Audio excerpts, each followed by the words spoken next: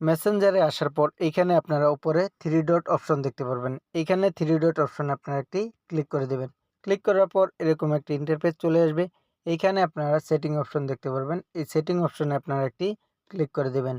Click করার পর এরকম একটি ইন্টারফেস চলে আসবে। এখান থেকে আপনারা নিচের দিকে স্ক্রল করবেন। স্ক্রল করার পর এখানে আপনারা লেখা দেখতে পারবেন প্রাইভেসি অ্যান্ড সেফটি। এখানে আপনারা একটি ক্লিক করে দেবেন। ক্লিক করার পর এরকম একটি ইন্টারফেস চলে আসবে। চলে আসার পর এখানে আপনারা দেখতে পারবেন হাইড কন্টাক্ট। এইখানে যে হাইড কন্টাক্ট দেখতে পাচ্ছেন এখানে একটি ক্লিক করে দেবেন। ক্লিক করার পর এরকম একটি ইন্টারফেস দেখতে পারবেন। এখানে উপরে এরকম একটি আইকন দেখতে পারবেন। এখানে যে আইকনটি দেখতে পাচ্ছেন এইখানে ক্লিক করে দেবেন। ক্লিক করার পর এখান থেকে আপনি যাকে চাচ্ছেন সেই নাম্বারটি আপনারা সার্চ করেও এখানে লিখতে পারেন বা এইখান থেকে আপনারা খুঁজে নিতে পারেন।